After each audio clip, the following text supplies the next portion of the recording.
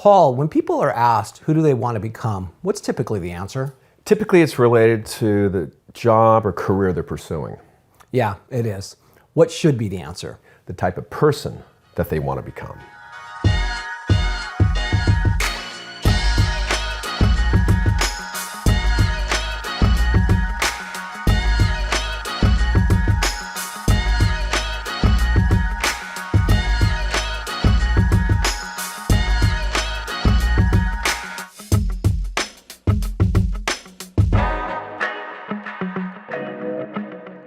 When LeBron James was a kid, actually a junior in high school, he was actually on the cover of Sports Illustrated with a title that said The Chosen One. So it was obvious this guy was going to be playing basketball for his career and that he wanted to be an NBA star when he grew up. But there were other things going on that really influenced him. He was raised by a single mom. They were poor, bounced around a lot. I think he missed like 85 days of school one year. And with that, the support that he got to get him through those tough times and to help him become the athlete he became was a lot of coaches and people who gave back and helped him and took him in, took his mom in, and really mentored him and did all these different things that got him through and made him the success that he is. And the cool thing about it is he never forgot that. So after he became an NBA star and had the means, he went back to his hometown of Akron and he paid for thousands of kids to go to college. He started this thing called the I Promise Academy that was for a whole school for kids in an underserved part of the community. That is who he became. He did not become an NBA star. He became an NBA star who had the means and the vision to give back to the people that were in the same place he was once in his life. And I think, don't you think that people do sometimes get too hung up on that trophy that they want to win and not the other things that are arguably, well, not arguably, they are more important? All the time.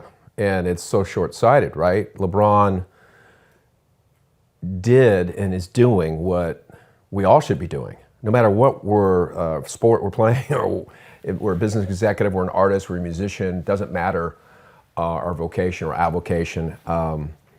What matters is let's be the best person we can be in that area, build ourselves an amazing platform. For what reason? To give back, right. To give back to others, to help society at large. And that's the sign of someone that's evolved, and that's the sign of someone that the universe will conspire with you to bring that about, because you're now doing what you're doing for larger reasons. Right, and your kind of points were to folks who've maybe achieved what would be considered a pinnacle of success, to have the wealth to give back. You know, you could be just a regular guy with a 9-to-5 job whose way of giving back is to coach the Little League team after school. And you have the time because you have a regular 9-to-5 job, so when work's over, you get to go and do those things. So who do I want to become doesn't always have to be predicated on having money in your pocket to give back. It's just being a loving person who gives back to their family and to their community. We just need enough money to put food on the table, right. Clothes on our bodies, and take care of our children and our families. That's all we need. It's all relative, all of that stuff. So, but we all want to strive to be the best that we can be, no matter what we're doing. Right. It's not about the money, okay? Right. It's about creating our own little platform, and we all have this sphere of influence that is around us, always, in our communities, our family, our friends, whatever. And how can we help other people? That should be the mindset, and that's what LeBron was thinking, and that's what we all should be thinking. Yeah, and I'll just kind of circle back on it one more time. And when you say be the best we can, I think, again, a lot of times people go to your career to be the best worker I can be. And not to say that you should mail it in when you go to work, but maybe the best person I can be is to be the best Little League coach who influences kids in the best possible way. And that's the best version of myself. Now, when you go to work and you're getting paid, you should put in a good 8 hours and, earn your paycheck. But that might not be the best version of you. The best version of you might be that guy with the ball cap on, hitting ground balls to kids, after school. Yeah, we all have these roles, right? And I would suggest that in every role we have, if we're doing what we're loving to do, that we should strive to continue to be our best, no matter what it is. Right. Whether we're at work, whether we're at home in the house with the family, a parent, or we're doing our the things we love to do, which might be Little League coach or whatever it might be. And this is kind of going off on a little bit of a tangent, but we've talked about this in other podcasts. at work, that job might not be the, glamorous MBA career thing, but whatever it is that you're doing, if you find that thing within your job that you love and focus on that thing, then you're going to be the best at that and happiest at that. Is that kind of what you're referring to? That was my story. My story that was is I'm an totally NFL player, and all of a sudden, how do you replicate that? Right. You really can't. Right. So you got to zero in and dive in to figure out what makes you tick, what's important to you, and what you want in your life. Beyond that, beyond just the perception of what the job is by society that might view it, right?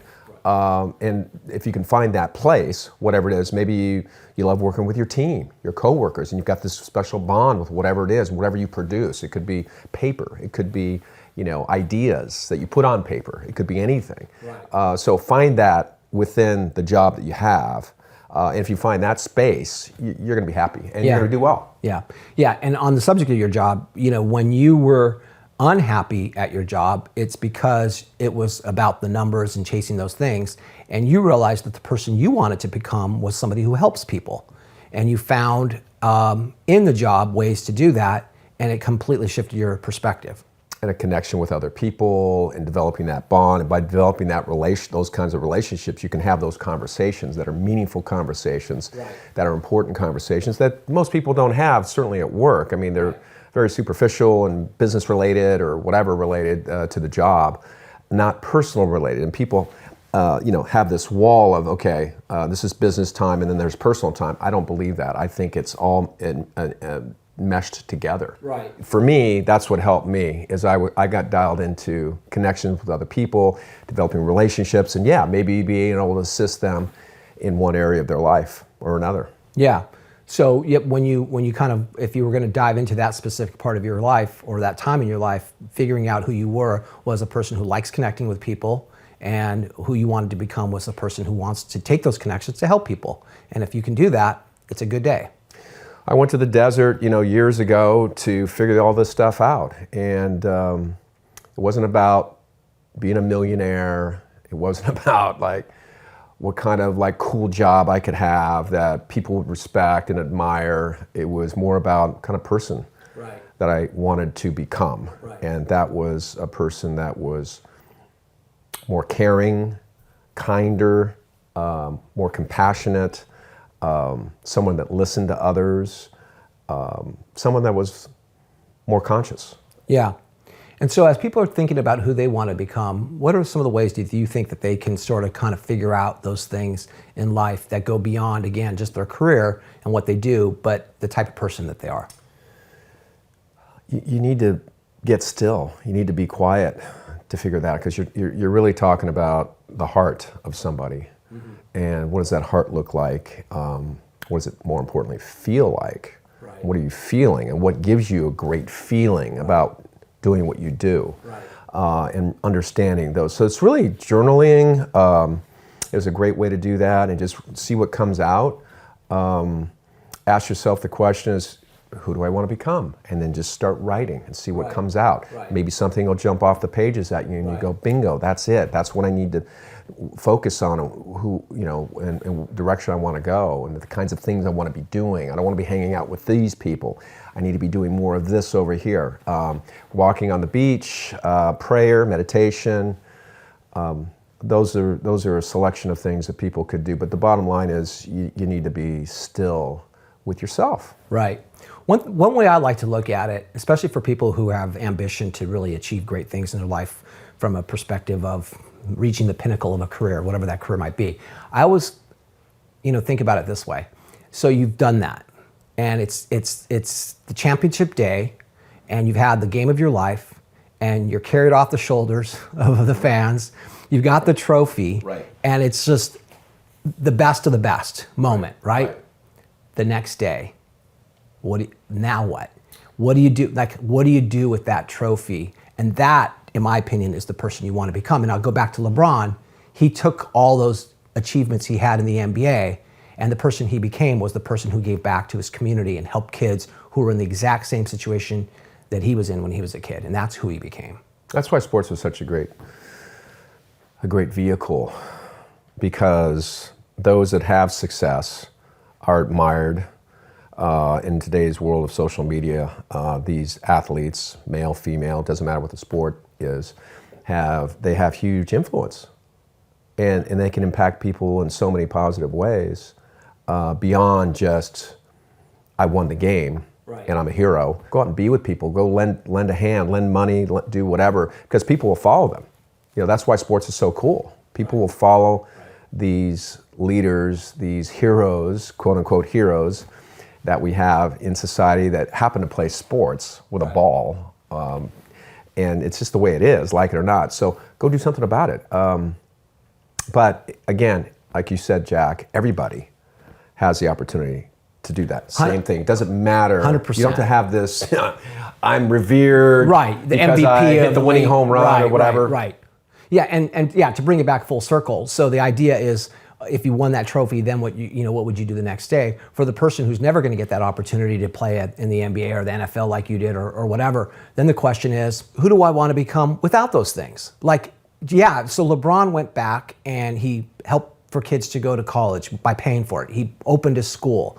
If I have a job that doesn't allow me that luxury of being able to pay for other people, I can go into a school and read to second grade kids who haven't learned how to read very well yet. Or I can do any of those types of things in my own way that is my trophy compared to his trophy. Maybe some people might not think it's as important, but oftentimes you hear the person who shows up ends up being more valuable than the person who just writes the check. I 100% agree with that. It's everyone has a gift, okay, that they can give. And some of it is money, some of it's time, other resources, connections, and it's understanding what that gift is that you can give, that you love to do, that you want to do.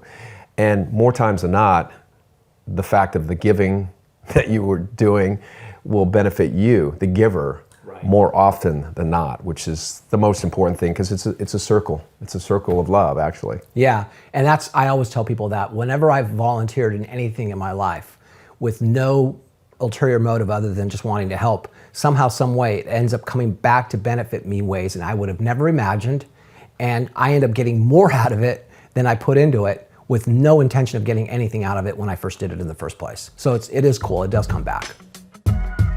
Hey, Paul. Yeah. This is the part where we're supposed to tell people to like and subscribe to our YouTube channel. Okay, will you please do that then? I mean, if you enjoy it, please do. And if you don't, do it anyways, because we need your help. Yeah, we do. Also, we have a website called GameChangeNation.com. Just go there and subscribe and you'll get tons of free content. And what we're really trying to do is create a community of people that love sports. Yep. And the great lessons that we learn from sports, but we want to hear from you. We do. So we're going to have a bunch of social media pages, from TikTok to Instagram to Twitter to Facebook. Instagram, I probably already said all of them. Please join them and tell us your stories. We'd love to hear from you. Oh, and we wrote a book. Oh, forgot about that. Forgot that. The book is called Through the Tunnel. It's available on Amazon now. If you go straight down here to this link that you can see below us, you will be able to purchase it. We'd love it if you could do it. Thank you very much. Thanks, guys.